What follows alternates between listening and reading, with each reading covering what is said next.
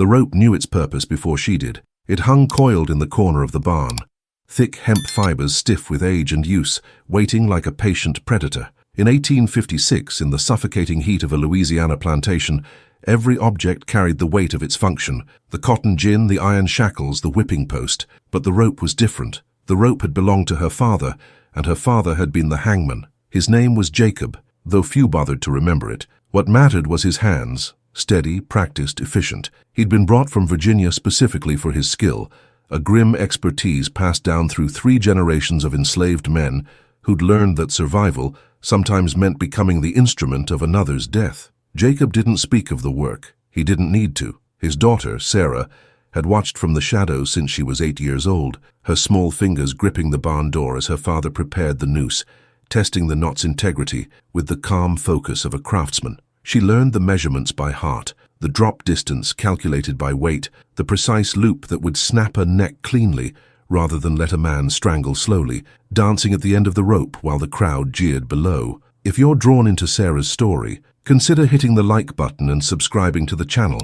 We explore the darkest corners of history, the stories that textbooks forget. And drop a comment below. Where in the world are you watching from? Sarah was 16 when her father died, not by the rope, but by fever, his body burning itself out in the slave quarters while the master's family slept in their cool mansion, windows open to catch the river breeze. They buried Jacob in the unmarked field behind the property, where hundreds of others lay without stones or names, the earth claiming them as it had claimed their labor. The overseer, a thick-necked man named Garrett, stood at the graveside with his arms crossed, calculating.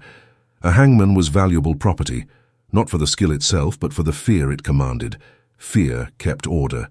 Fear kept the cotton flowing. Fear kept men and women bent in the fields from sunrise until their backs broke and their hands bled into the white bowls they picked. Their quota never quite enough. Their exhaustion never quite sufficient excuse. "The girl," Garrett said, nodding towards Sarah. "She knows the work." It wasn't a question. Master Thornton, a gaunt man, whose wealth sat heavy in his pockets and hollow in his eyes, studied Sarah with the same expression he used to evaluate livestock. She stood silent, her head lowered, hands clasped before her in the posture that kept you invisible, that kept you breathing. But inside, something cold had settled into her bones during those years watching her father work. Not hatred yet. That would come later. This was understanding. The rope didn't care who held it. The rope simply did what it was made to do. And in a world where every choice had been stripped away, where freedom was a word that existed only in whispered prayers and impossible dreams, the rope represented something else entirely, a tool that could be learned, mastered, and perhaps one day turned against those who wielded it. They gave her the first job 3 days after her father's funeral. A man named Thomas had struck an overseer who'd been whipping his wife. The woman, Grace, had collapsed in the field after 14 hours of picking, her fingers torn and bleeding, her body pushed past the point where flesh and will could sustain themselves. The overseer, a cruel man named Patterson, who took pleasure in his work, had dragged her upright and brought the whip down across her shoulders. Thomas had been working 2 rows over.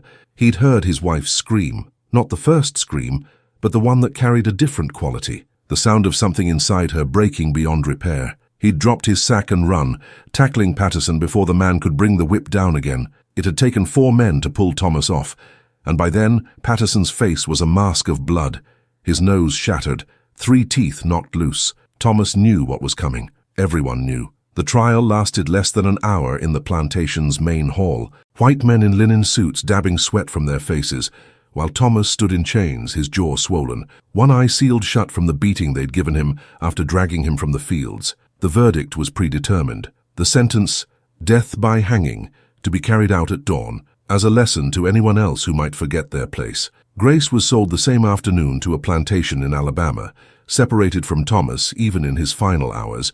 The cruelty compounded because it could be, because the system fed on breaking not just bodies but the bonds between them. Sarah was summoned to the barn after midnight. Garrett thrust the rope into her hands, her father's rope, the one she'd watched him maintain with almost religious devotion, oiling the fibers, checking for wear, storing it in a canvas bag away from moisture. The weight of it made her arms ache. 20 feet of hemp, thick as her wrist, carrying the memory of every neck it had encircled. She could smell the oil her father had used, could see his careful hands working the fibers, teaching her without words that this was survival, that this was the narrow path between death and something resembling life. "Your daddy taught you," Garrett said. It wasn't a question. "So you'll do the work. Master's orders." She wanted to scream. She wanted to drop the rope and run until the swamp swallowed her whole, until the Spanish moss covered her tracks, and the plantation became just another nightmare fading at dawn. But she'd seen what happened to runners. She'd seen their bodies brought back, broken and displayed, left to rot as warnings. Dogs tracked them through the wetlands, their baying echoing across the fields like the voice of hell itself. Men were returned with their feet destroyed, tendons cut so they could never run again. Women came back pregnant, violated by the patrollers who'd found them. The swamp offered no sanctuary, only different forms of suffering. So she did what her father had done. She nodded, lowered her eyes, and began preparing the noose. The mechanics came back to her fingers like muscle memory. Loop the working end. 6 to 8 wraps. Tuck it through. Pull tight. Test the slip. Her father's voice echoed in her mind, calm and methodical. The knot is mercy. The knot makes it quick. She understood now what he'd never said aloud, that being the hangman meant choosing between types of cruelty, that precision was the only kindness available in a system built on suffering. A proper knot meant death in seconds. A poor knot meant strangulation. The victim thrashing at the end of the rope for minutes that stretched into eternity, their face purpling, their tongue protruding, their legs kicking in a grotesque dance while the crowd watched. Her father had spared men that horror. Now it fell to her to do the same. She worked through the night, preparing everything as her father had taught her. The rope had to be measured precisely. Too much drop and the head could tear from the body. Too little and strangulation was inevitable. She calculated Thomas's weight by memory, having seen him in the fields countless times. She tested the trapdoor mechanism, oiling the hinges so they would release smoothly. She positioned the noose at the correct height, ensuring the knot would sit properly behind the left ear, the placement that would snap the neck cleanly. Every detail mattered. Every measurement was the difference between a quick death and prolonged agony. Thomas was brought to the gallows at dawn, the entire plantation population forced to attend. The enslaved workers stood in silent rows, their faces carefully empty, each one knowing they were watching their own potential future. Children stood beside their parents, forced to witness, forced to learn what awaited anyone who stepped out of line. The white overseers positioned themselves with rifles, scanning for any sign of resistance, their fingers resting on triggers, their eyes alert for the slightest movement that could be interpreted as defiance. Master Thornton sat in a chair beneath a canvas awning, sipping coffee, as if this were theatre, as if a man's death were entertainment before breakfast. His wife sat beside him, fanning herself against the heat, her face expressing nothing more than mild discomfort at the early hour. Sarah stood on the platform, the rope already secured to the beam overhead, the noose waiting like an open mouth. Garrett shoved Thomas forward, his chains rattling. For a moment Sarah met his eyes. She saw no blame there, no accusation, only a terrible, exhausted understanding. He knew she hadn't chosen this. He knew she was as trapped as he was, just with different chains. He'd spent the night in a cell alone with his thoughts, knowing that dawn would bring the rope. He'd probably thought of Grace, sold and sent away, their life together erased in an afternoon. He'd probably thought of the children they'd planned to have, the impossible dreams they'd whispered to each other in the dark hours when the overseers slept, and the future seemed like something that might be survivable. She slipped the noose over his head, positioning it carefully at the angle her father had taught her. Her hands didn't shake. She couldn't allow them to. The crowd below was silent, holding its collective breath. Garrett gave the signal. Sarah stepped back. The trapdoor released. It was over in seconds. Thomas dropped. The rope went taut, his neck snapped with a sound like breaking kindling. His body swung once, twice, then hung still. Sarah stared at her hands. They looked the same as they had that morning, but she knew, with the certainty of someone stepping into a river and feeling the current take them, that she had crossed into territory from which there was no return. She had killed a man, not in anger, not in self-defense, but as an instrument of a system that demanded death as proof of its authority. She had become her father, had inherited not just his rope, but his terrible burden, his isolation, his knowledge that survival meant becoming complicit in horrors that would haunt every quiet moment for the rest of her life. Master Thornton stood, nodded his approval, and returned to his breakfast. Garrett cut Thomas down an hour later, leaving the body for the work crew to dispose of. They buried him in the same unmarked field where Sarah's father lay, the earth accepting him without ceremony. without acknowledgement. Sarah folded the rope with mechanical precision, storing it in the barn as her father had done. That night, alone in the quarters, she stared at the ceiling and imagined every possible future. In all of them, the rope was present, coiled and waiting. Over the following months, Sarah hanged 7 more men. Each time the procedure was the same: a transgression, real or invented, a swift trial, dawn execution. A man who'd talked back to an overseer. A man accused of stealing food, though everyone knew the rations provided were insufficient to sustain life. A man whose only crime was being suspected of literacy, of having learned to read from scraps of newspaper left carelessly about, the written word considered dangerous in hands that were supposed to know only labor. A man who'd been caught praying in a manner that suggested he believed in a God who promised freedom. Each execution followed the same ritual, the same gathering of witnesses, the same calculated demonstration of power. She learned to disconnect her mind from her hands, to perform the task, while some essential part of herself retreated to a place beyond reach. She would stand on the platform and let her body go through the motions, while her consciousness floated somewhere above, watching from a distance, as if the woman tying the noose was someone else entirely. It was the only way to survive it. This splitting of self, this fragmentation that allowed her to continue functioning, while something vital inside her slowly calcified into stone.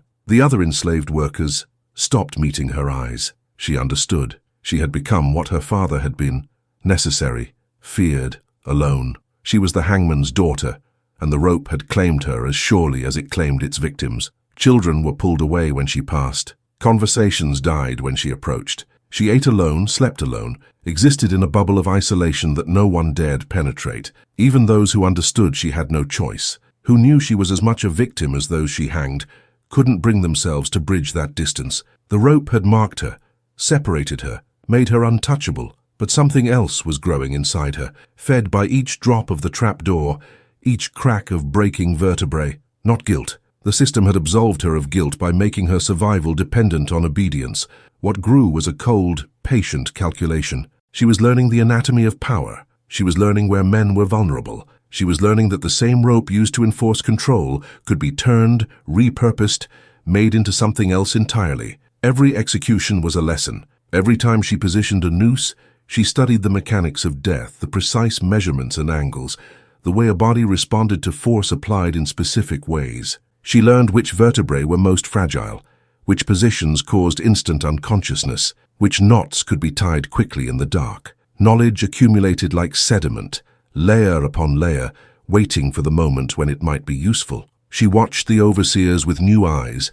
Garrett, who walked with a swagger that spoke of untouchability, never realizing how close he came to the barn where the rope waited. Patterson, his face healed but scarred from Thomas's fists, who still wielded his whip with enthusiasm, still took pleasure in the sound it made striking flesh. Richmond, the head overseer, who prided himself on efficiency, on maximizing productivity, on squeezing every possible ounce of labor from bodies that were already operating beyond their limits. She memorized their schedules, their habits, the places they went alone, the moments when their guard dropped. Master Thornton sold her in the spring of 1857. Not for any crime, she'd performed exactly as required, but because his finances demanded it. The cotton market had shifted, creditors were circling, and Sarah represented liquidatable assets. Livestock could be sold when cash was needed, and Sarah, despite her specialized skill, was still livestock in the eyes of the law. She watched from the auction block as men examined her teeth,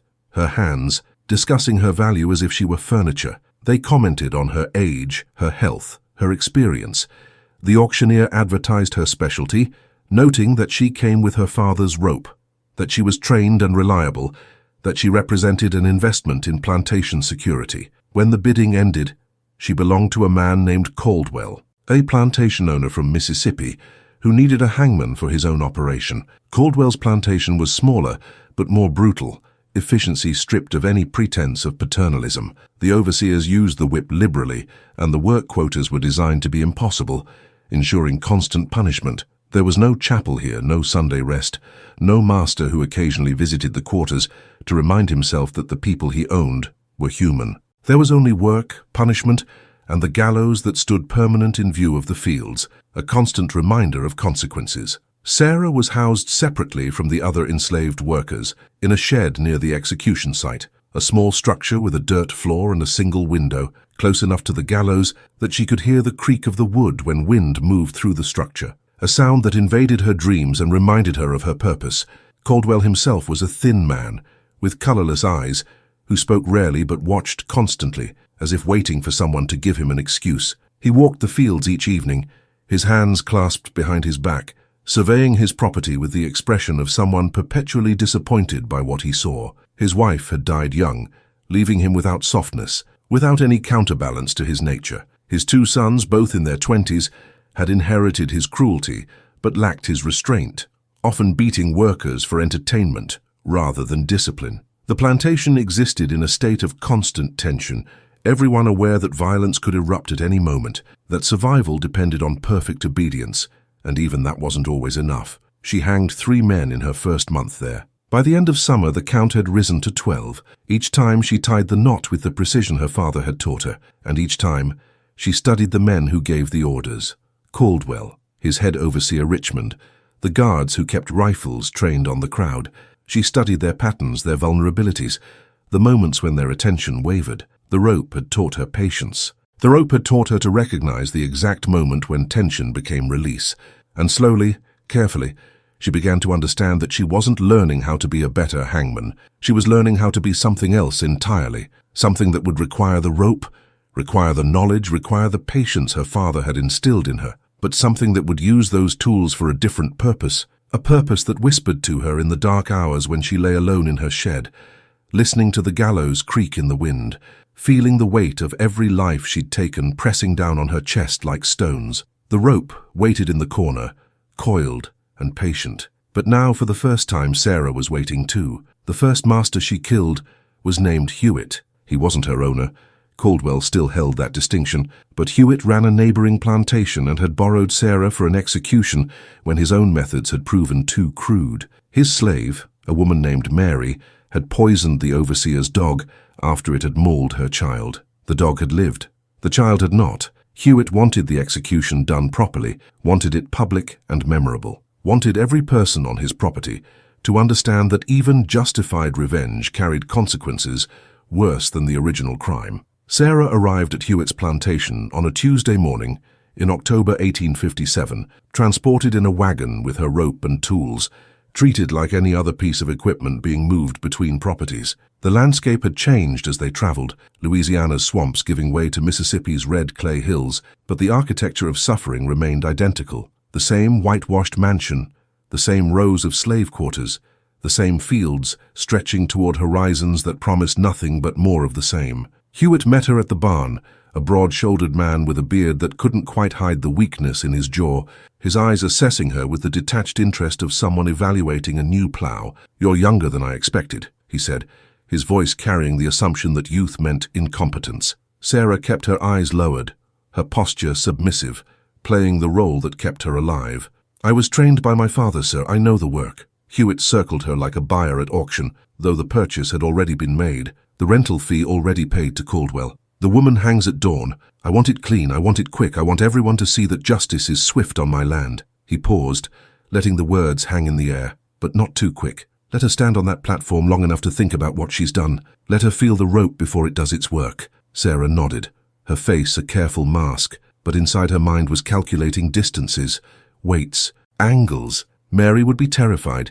The waiting would compound that terror, would break something inside her before the rope ever tightened. This was cruelty for its own sake, theater designed to extract maximum suffering from a woman who'd already lost everything that mattered. But Sarah had learned not to argue, not to show emotion, not to give any indication that she saw these people as anything other than what they claimed to be. Masters whose word was law, whose decisions were beyond question. She spent the afternoon preparing, testing the gallows, measuring the drop, examining the trapdoor mechanism. Hewitt's construction was shoddier than Thornton's had been, the wood weathered and splitting, the hinges rusted. She oiled everything, made adjustments, ensured that when the moment came, the machinery would function as intended. As she worked, she watched Hewitt move through his property, observed how he spoke to his overseers, how he carried himself with the confidence of someone who'd never questioned his right to own other human beings, to decide who lived and who died, to dispense punishment according to whims dressed up as justice. That evening, Hewitt came to the barn where Sarah was staying. He brought whiskey, 2 glasses, and the assumption that she would welcome his company. She recognized the pattern immediately. Her father had warned her about men like this, men who saw enslaved women as property that could be used in multiple ways, whose authority extended into every aspect of the lives they controlled. Hewitt sat on a barrel, poured drinks, talked about his plantation, his problems, the difficulty of maintaining order when the workers refused to understand their proper place in God's design. Sarah stood near the door, calculating. The barn was isolated. No one would hear anything that happened here. Hewitt was armed. She could see the pistol tucked into his belt, but he was also drunk, his movements already loose, his words beginning to slur. He talked for an hour, his monologue wandering through grievances and self-justification, until finally he stood and moved toward her with the casual entitlement of someone reaching for an object he owned. "You're a pretty thing," he said, his hand reaching for her arm. "Shame to waste you on hanging work alone." Sarah stepped back, her mind racing through options. Resistance meant punishment, possibly death. Compliance meant violation, meant adding another layer of trauma to the collection she already carried. But there was a third option, one that had been growing in her thoughts since the day she'd hanged Thomas, since she'd understood that the rope could be more than an instrument of the system's cruelty. Her father's voice echoed in her memory. "The knot is mercy. The knot makes it quick." She moved with the speed of someone who'd spent years learning the mechanics of death. Her hand found the coiled rope hanging on the wall. Hewitt was turning, realizing too late that her retreat had been strategic, that she'd positioned herself with purpose. The loop came over his head before he could raise his hands. She pulled hard, using her body weight, dropping low to gain leverage. Hewitt's fingers clawed at the rope, his face darkening, his eyes bulging with shock and rage, and something that might have been disbelief that this could be happening, that property could strike back. He was stronger than her, but surprise and physics were on her side. She'd wrapped the rope around the barn's support beam, creating a pulley effect that multiplied her force. Hewitt thrashed, his boots scraping against the dirt floor, his hands tearing at the hemp that was crushing his windpipe. Sarah held on, her arms burning, her entire body focused on maintaining pressure. She thought of Mary waiting in a cell for dawn. She thought of Thomas, who'd died protecting his wife. She thought of her father, who'd carried the weight of every execution until it had broken something vital inside him. She thought of every person she'd hanged, every face she'd memorized, every life that had ended at the end of her rope. Hewitt's struggles weakened. His hands fell to his sides, his body went slack. Sarah held on for another minute, counting seconds, ensuring completion. When she finally released the rope, Hewitt collapsed to the floor, his face purple, his tongue protruding, his eyes fixed and empty. She stood over him, her chest heaving, her hands shaking now that the moment had passed, the enormity of what she'd done crashing over her like a wave. She'd killed a white man, a property owner, a master. The penalty for this was death, not quick death at the end of a rope, but prolonged death, torture designed to serve as example, her body broken piece by piece, while crowds gathered to watch and learn what happened to slaves who forgot their place. If she was caught, there would be no trial, no pretense of justice, only suffering that would last days, maybe weeks, her screams echoing across the plantation as warning to anyone else who might harbor thoughts of resistance. But she wasn't caught yet, and in that moment, standing over Hewitt's body, Sarah understood something that changed the trajectory of her remaining life. The system's power depended on the assumption of its own invulnerability, on the belief that resistance was impossible, that the machinery of control was too vast and entrenched to be challenged. But Hewitt was dead, a master was dead, and the rope that had killed him was the same rope the system had placed in her hands, had trained her to use, had turned into an instrument of its own authority. She worked quickly. Hewitt was heavy, but she'd learned to handle dead weight during her months as a hangman. She dragged his body to the corner, covered it with hay and canvas, then cleaned the dirt floor where he'd thrashed, eliminating signs of struggle. She took his pistol, his money, his boots, items that would be useful, that would mean survival. Then she sat in the dark and planned. At dawn, she hanged Mary as instructed. The woman wept on the platform, praying in a whisper, her body shaking so violently that Sarah had to steady her to position the noose. The plantation's population gathered as required, the overseers positioned with rifles, everyone performing their assigned role in the ritual of punishment. Mary dropped, the rope did its work, and the crowd dispersed to begin their day's labor. Sarah cut the body down, prepared it for burial, then reported to the main house that Master Hewitt had left early, had told her to return to Caldwell's plantation on her own, had paid her no mind beyond ensuring the execution was completed properly. The lie held because no one thought to question it. Hewitt was a master. Masters did as they pleased, explained themselves to no one, certainly not to their slaves. Sarah was transported back to Caldwell's property that afternoon. Hewitt's body wouldn't be discovered for 2 days, and by then, the scene would tell a story of accident, a man checking his barn at night, perhaps drunk, the rope somehow becoming tangled, a tragic mishap that could happen to anyone. No one would suspect Sarah. No one would think to connect the borrowed hangman to the dead master. Property didn't kill its owners. The system's own assumptions provided her camouflage. Would you like me to reveal how Sarah continued her journey, or should I stop here? If you want the story to continue, let me know, and I'll proceed to Block 3, where Sarah's path grows darker and her list of masters grows shorter. The second master died 6 months later, and this time Sarah chose him deliberately. His name was Voss, and he owned the plantation adjacent to Caldwell's, a sprawling operation of nearly 300 enslaved workers, whose labor fed cotton gins that ran from dawn until the machinery overheated. Voss had a reputation for scientific cruelty. He believed in efficiency, in calculated punishment that maximized deterrence while minimizing the loss of valuable property.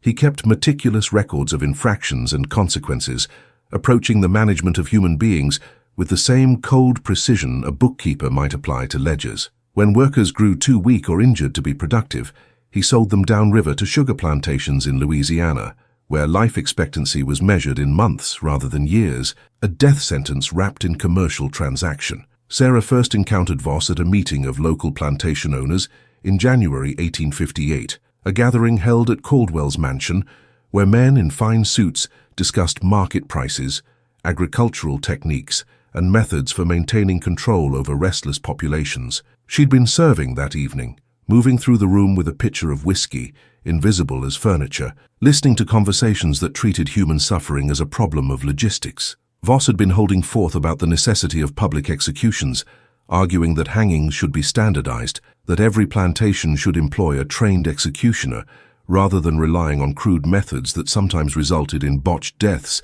that undermined their deterrent effect. "The girl there," Voss had said, gesturing at Sarah without looking at her directly. "Caldwell's hangman, that's the model. Efficient, reliable. She processes executions like a professional, no emotion, no hesitation.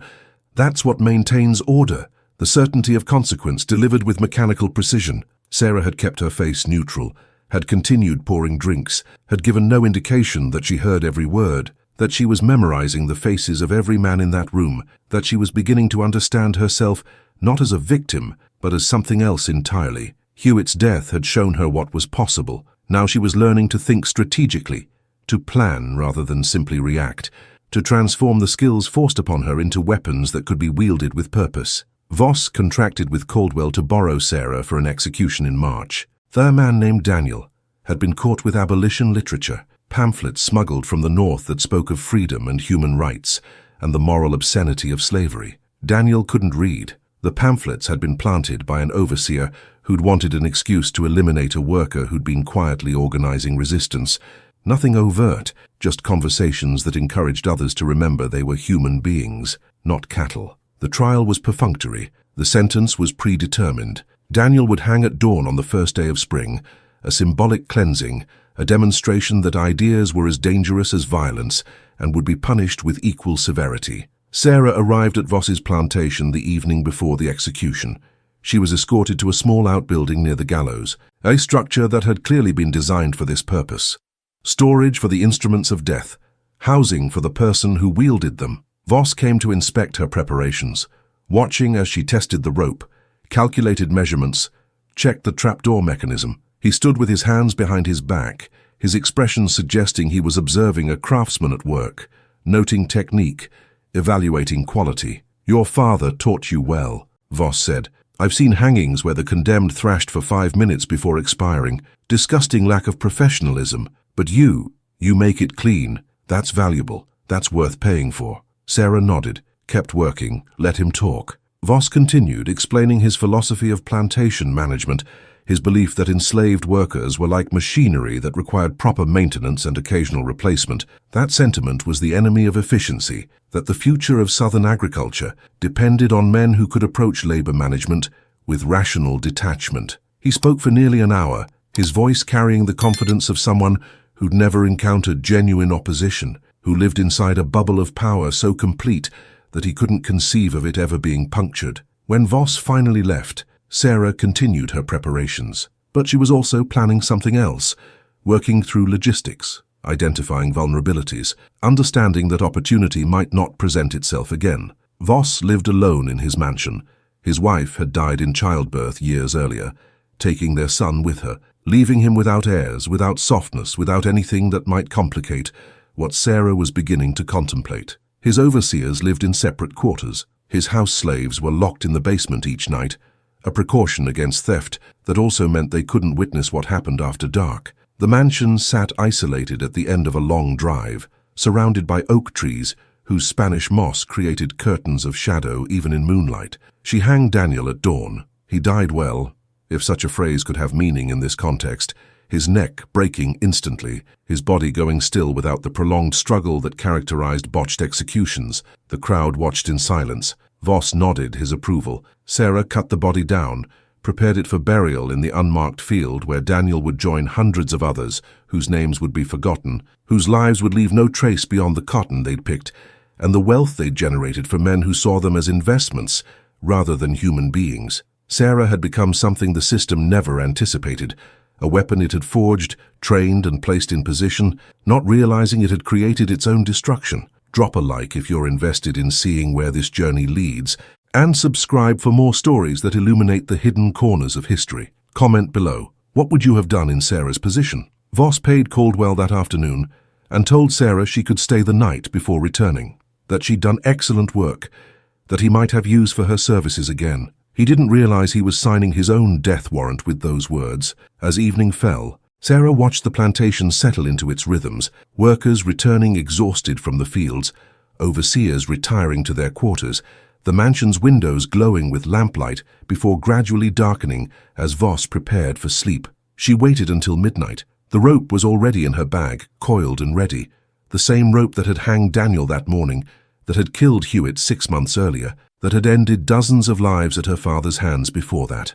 It was worn now, some fibers fraying but still strong, still capable. She moved through shadows, her bare feet silent on the ground, approaching the mansion from the rear where the kitchen entrance stood unlocked. House slaves had to be able to access it for early morning preparations, a necessity that created vulnerability. The house was dark inside, silent except for the creaking of old wood settling, the occasional scurry of mice in the walls. Sarah moved through rooms she'd seen only briefly during the day, her eyes adjusting to the darkness, her memory mapping the layout. Voss's bedroom was on the second floor, the master suite that overlooked his fields, his kingdom, his empire built on stolen labor and enforced suffering. The door was closed, but not locked. Masters didn't lock doors inside their own homes. What did they have to fear from people they'd broken into submission? Sarah opened the door slowly, the hinges well-oiled, making no sound. Voss slept heavily, his breathing deep and regular, his body motionless beneath cotton sheets that had been picked, processed and woven by the same hands he'd worked to exhaustion. A pistol lay on the nightstand beside him, even in sleep. Surrounded by people he controlled absolutely, he kept weapons close. Sarah had expected this. She'd learned to expect everything. She moved like smoke, the rope already formed into a slip knot, the loop open and ready. In one fluid motion, she brought it over Voss's head and pulled. He woke instantly, his hands flying to his throat, his body convulsing as consciousness returned to find death already present. Sarah pulled harder, using the bedpost for leverage, creating a garrote effect that cut off both air and blood flow. Voss thrashed, his legs kicking against the mattress, his fingers tearing at the rope, his eyes bulging in the darkness as he tried to comprehend what was happening, how this could be happening, how property could turn against its owner. But Sarah had hanged too many people to be uncertain now. She knew exactly how much pressure to apply, knew the precise angle that would render him unconscious in seconds, death following shortly after. Voss's struggles weakened rapidly. His hands fell away from the rope. His body went limp. Sarah held on, counting to 100, ensuring there would be no recovery, no chance of survival. When she finally released the rope, Voss slumped forward, his face darkened with pooled blood, his tongue protruding slightly, his eyes fixed on nothing. She took his pistol, his money from the drawer where he kept it, a pocket watch that could be sold, boots that fit reasonably well. Then she arranged the scene carefully, making it appear as though Voss had hanged himself, a tragic suicide, perhaps driven by financial troubles or the grief of his lost family, the melancholy that sometimes afflicted men who lived alone with their thoughts. She tied the rope to the beam above his bed, positioned his body accordingly, kicked over the chair that supposedly he'd stood on before stepping into oblivion. It wouldn't withstand close scrutiny, but it didn't need to. The system protected itself by refusing to see what contradicted its assumptions. A slave killing a master was unthinkable, therefore it couldn't have happened. Therefore, another explanation must be found. Sarah left through the kitchen entrance, taking with her the bag of items she'd collected, moving through pre-dawn darkness toward the road that would lead her away from Voss's plantation, away from Caldwell's property, away from everything she'd known. She couldn't return now. The risk was too great. Even if Voss's death was ruled a suicide, questions would be asked about the hangman who'd been present that night, the slave who'd been the last person to see him alive. Sarah had to disappear, had to become someone else, had to navigate a landscape where her skin marked her as property, where freedom papers could be demanded at any moment, where capture meant not just return to bondage, but torture and execution for crimes she'd actually committed. But she wasn't afraid. Fear had burned out of her during those months at the gallows, replaced by something colder and more durable. She had a rope, a pistol, money, and most importantly, knowledge. The knowledge of how to kill efficiently, how to move through spaces designed to contain her, how to recognize the patterns and vulnerabilities of the men who thought themselves untouchable. She'd killed 2 masters. She would kill 3 more before her work was done, before the promise implicit in the title, 5 masters, 5 ropes, 5 deaths, was fulfilled. The sun rose as she walked, painting the sky in shades of orange and red, illuminating a world that looked the same as it had the day before, but had fundamentally changed. Somewhere behind her, Voss's body was cooling, would soon be discovered, would trigger confusion and investigation, and ultimately acceptance of the narrative Sarah had constructed. Somewhere ahead, 3 more men lived their lives, secure in their power, unaware that death had learned their names, that the rope was coming for them, that the system they'd built and profited from had created its own nemesis. Sarah walked south, toward Louisiana, toward cities where she might disappear into populations too large for easy tracking, where her skills might be turned to different purposes, where the next phase of her mission awaited. The rope stayed coiled in her bag, patient and ready, carrying the weight of everyone who died at its end, everyone who'd suffered under the system it represented. It was a tool of death, yes, but in Sarah's hands it had become something else, an instrument of justice, crude and brutal and terrible, but justice nonetheless. New Orleans swallowed her whole. The city sprawled along the Mississippi's crescent bend, like a fever dream rendered in brick and wood, a place where French and Spanish colonial architecture crumbled alongside newer American constructions, where languages blended into incomprehensible hybrids, where the boundaries between slave and free, black and white, existed in shades of gray that would have been impossible on the plantations she'd fled. Sarah arrived in April 1858, traveling by riverboat from Baton Rouge, her stolen money paying for passage, her forged freedom papers, purchased from a literate free man of color who asked no questions, claiming she was a widow traveling to find work as a seamstress. The papers wouldn't withstand serious scrutiny, but New Orleans operated on different principles than the countryside. The city was too large, too chaotic, too focused on commerce to maintain the rigid surveillance that characterized plantation life. Thousands of free people of color lived here, working as artisans, shopkeepers, even property owners, their existence proof that the South's racial hierarchy was more porous than planters wanted to admit. Sarah could disappear into this population, could become invisible through visibility, just another black woman navigating the city's streets with purpose and caution. She found lodging in a boarding house in the Treme neighborhood, a room barely large enough for a bed and trunk, shared kitchen facilities with 6 other residents, all of them existing in various states of precarious freedom. Her landlady, a sharp-eyed woman named Delphine who'd purchased her own freedom 20 years earlier, accepted Sarah's story without question, but made clear the rules. Rent paid weekly, no overnight guests, no drawing attention from authorities. No involvement in anything that might bring slave catchers or police to her door. Sarah agreed to everything, paid 2 weeks in advance, and began learning the city's rhythms. She found work quickly.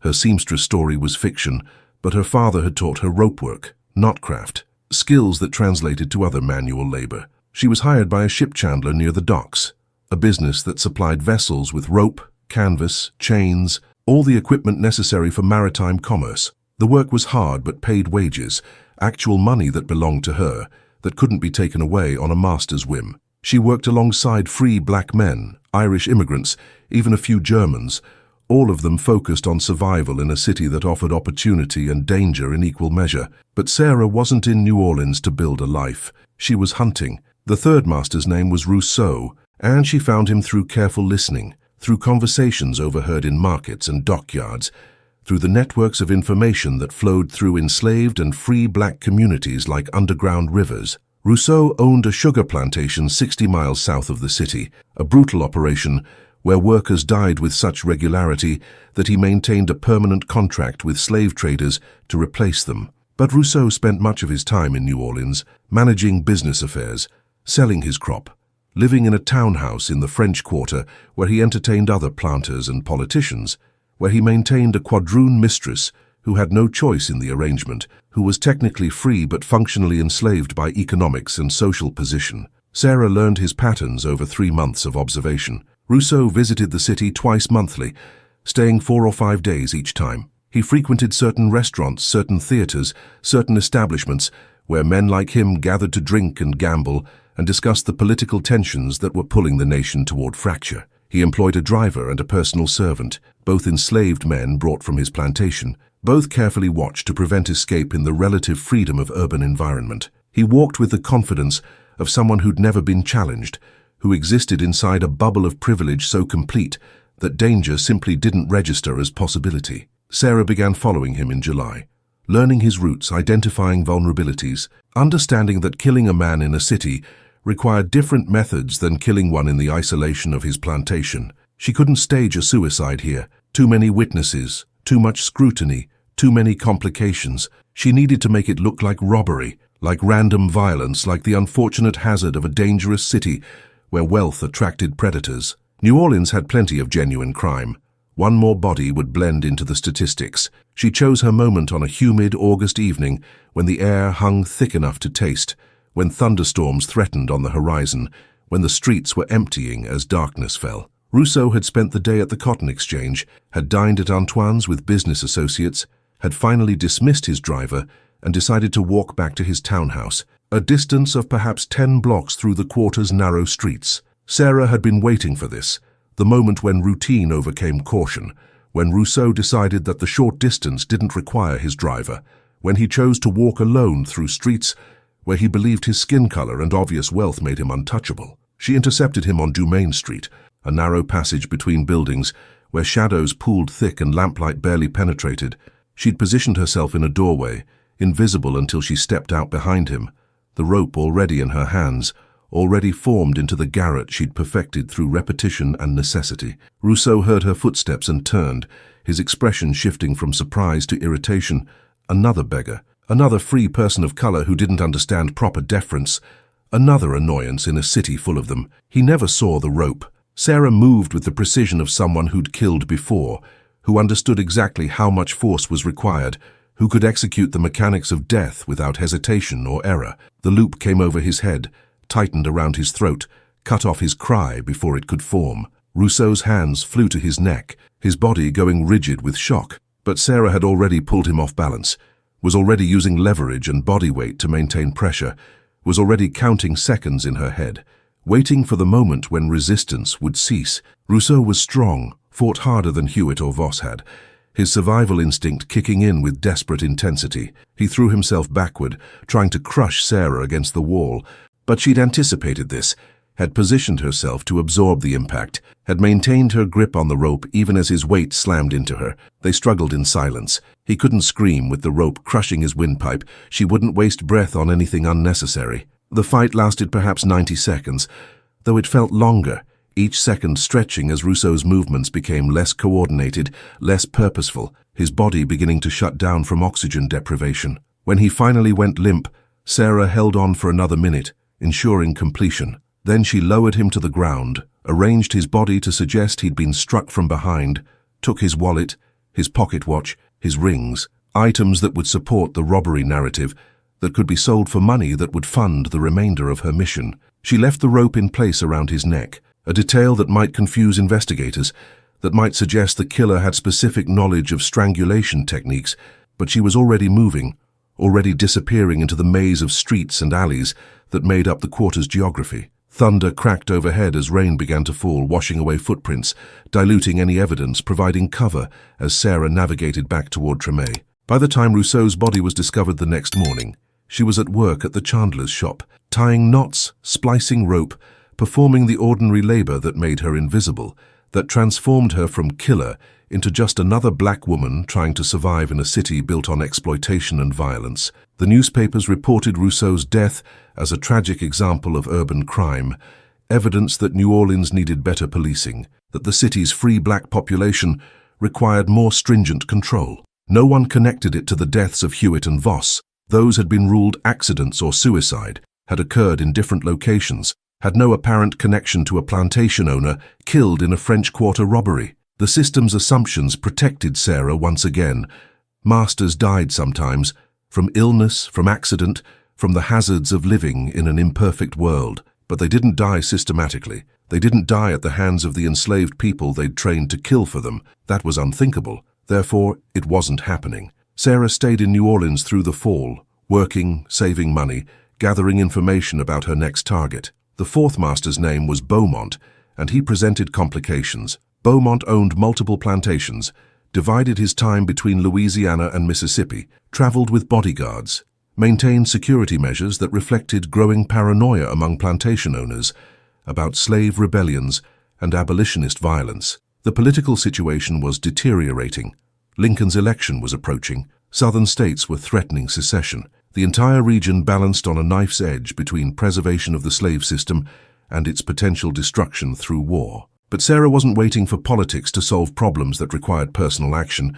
She'd killed 3 masters. 2 more remained. The promise would be fulfilled, the debt would be paid, and every life ended at her hands would stand as testimony that the enslaved were not cattle, were not machinery, were not passive victims, but human beings capable of resistance, capable of justice, capable of turning the tools of oppression against their oppressors. She left New Orleans in December, traveling upriver toward Mississippi, her bag containing the rope, the pistol she'd taken from Voss, money saved from months of labor, and a list of names written in her memory rather than on paper. Beaumont was in Natchez managing year-end business affairs, accessible in ways he wouldn't be on his plantation. She would find him. She would study him. She would wait for the moment when his defenses dropped, when confidence overcame caution, when the rope could do its work one more time. The riverboat carried her north through landscape she knew too well, the same fields, the same plantations, the same machinery of suffering operating with relentless efficiency.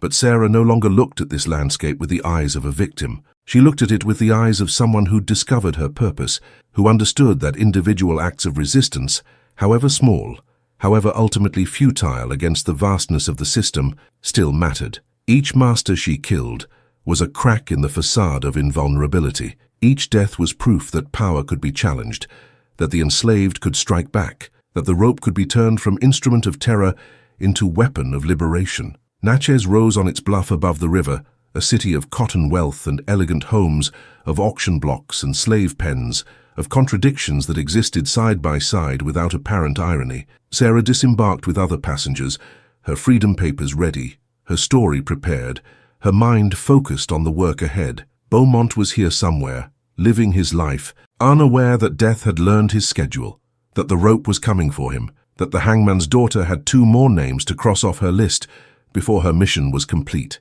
The year was ending, 1859 was approaching, the country was fracturing, and Sarah was preparing to kill again. Beaumont died in his sleep, but not peacefully.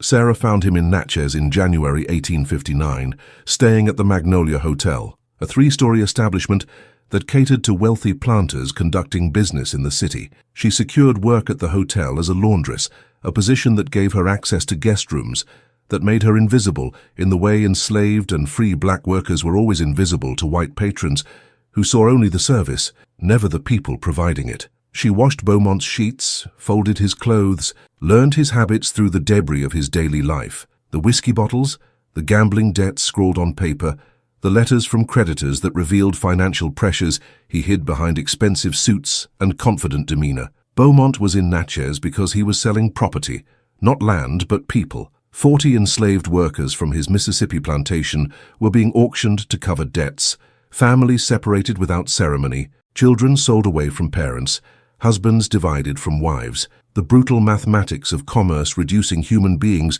to assets that could be liquidated when cash was needed. Sarah watched him at the auction house, saw how he appraised his own property with the detached interest of someone evaluating livestock, saw how he negotiated prices with buyers who examined teeth and muscles and scars, making calculations about productivity and durability and return on investment. She killed him on a Tuesday night in February, entering his room with a master key she'd borrowed from the hotel's housekeeper, a free woman of color named Agnes, who asked no questions when Sarah pressed $2 into her palm and said she needed to retrieve something she'd left in a guest's room. The key bought her access.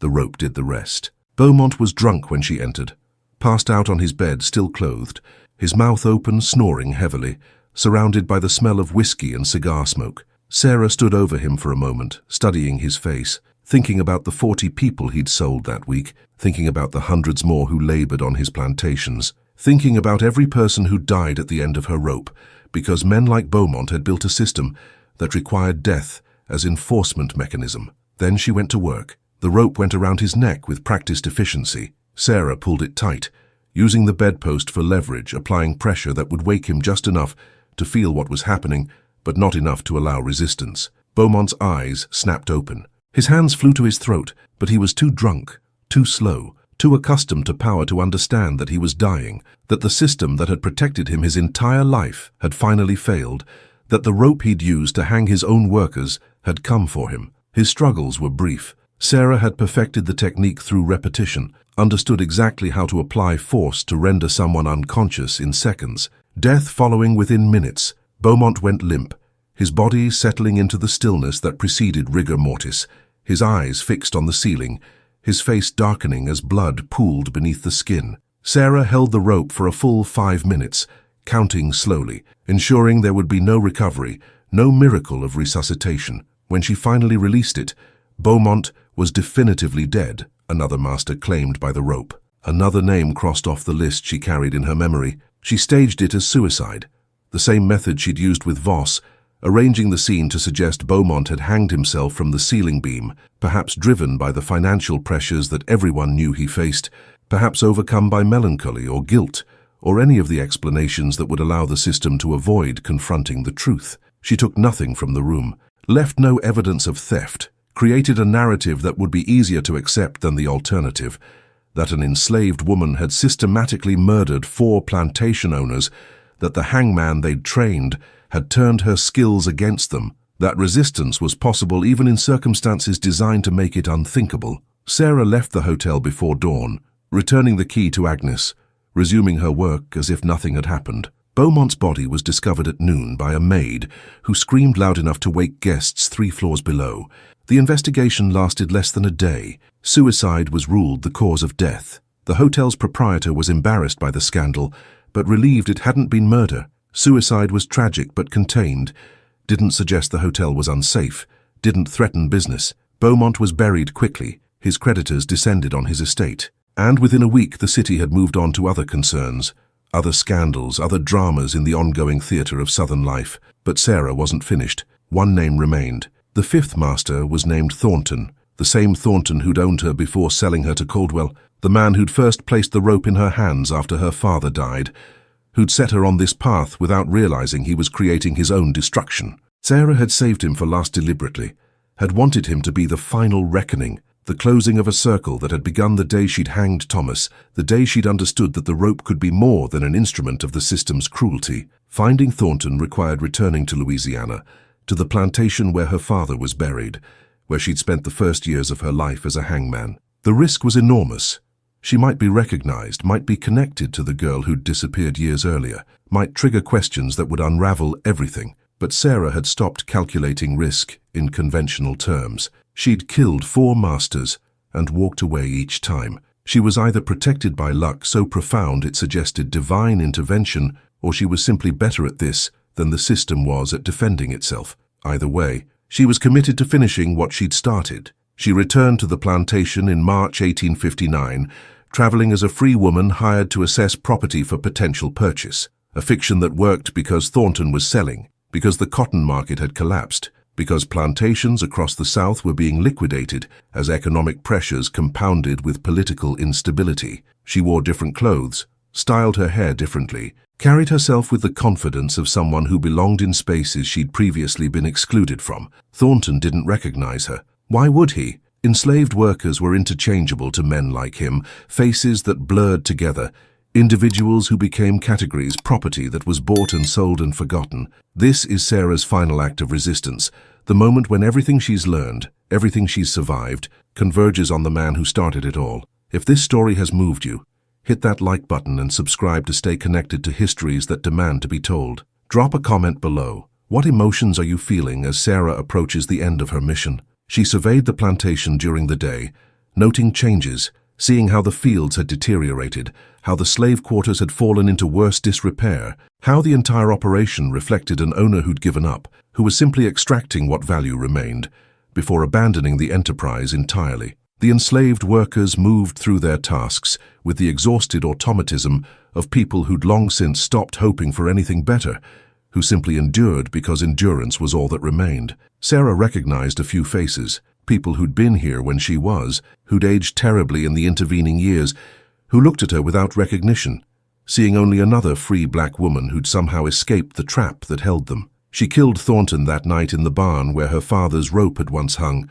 where she'd learned the mechanics of execution, where she'd been transformed from victim into instrument of death. Thornton had come to inspect equipment he planned to sell. Moving through the building with a lantern, alone because he no longer trusted his overseers, paranoid that everyone was stealing from him, that the entire world was conspiring to destroy what he'd built. Sarah had been waiting in the shadows, the rope already prepared, the moment rehearsed in her mind dozens of times. She stepped out as he passed, the loop going over his head before he could react, the rope tightening with the strength born of years spent hauling dead weight, positioning bodies, executing the condemned. Thornton dropped his lantern. It hit the ground and extinguished, plunging them into darkness broken only by moonlight filtering through gaps in the walls. He struggled harder than the others had, fueled by terror and outrage and the absolute conviction that this couldn't be happening, that the natural order couldn't be violated this way, that enslaved people didn't kill their masters. But Sarah had killed 4 already. She knew exactly what she was doing.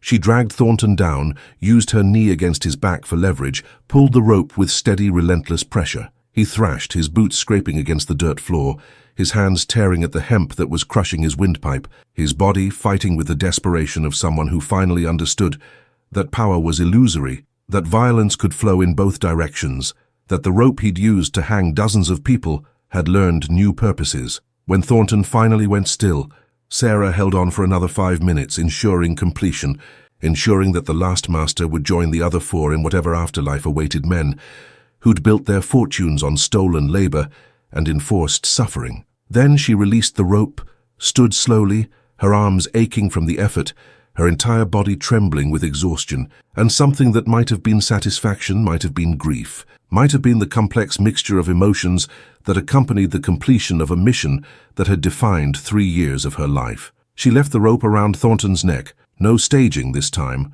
no attempt to disguise what had happened. Let them find him this way. Let them wonder who'd done it. Let them realize, if they were capable of realization, that the enslaved could strike back, that the hangman's daughter had turned her father's rope against the system that had created her. She took nothing from the barn, left no other evidence, simply walked out into the night and kept walking, away from the plantation, away from Louisiana, away from everything she'd known. The year was 1859. The country was rushing toward civil war, toward the violent dissolution of the system Sarah had spent 3 years resisting in her own small, brutal way. Her actions wouldn't change history.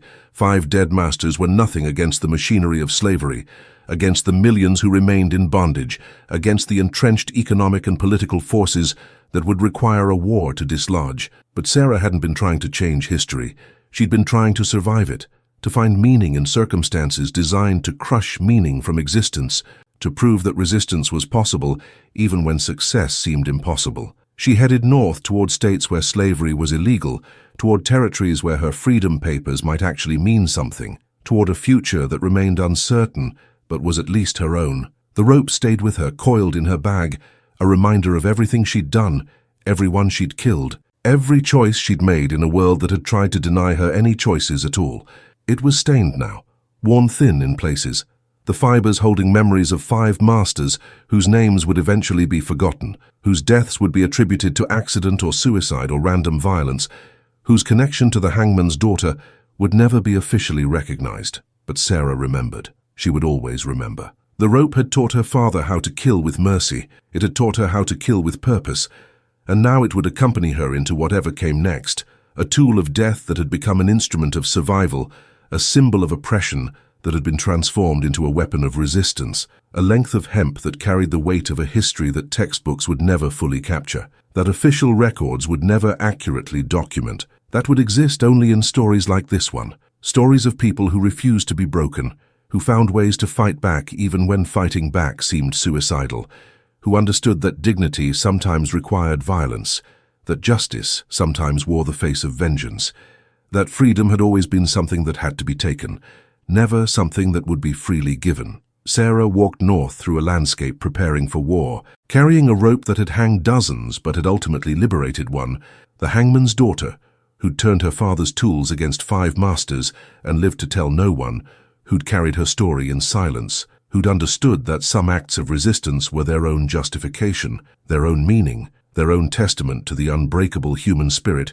that survived even in the darkest corners of history. The rope knew its purpose, and so, finally did Sarah. Thanks for watching this journey through one of history's darkest and most powerful stories of resistance. If you found Sarah's story compelling, make sure you're subscribed to the channel. We bring you the histories that textbooks ignore, the stories that demand to be remembered. Hit that like button and let us know in the comments, where are you watching from, and what other hidden histories should we explore next?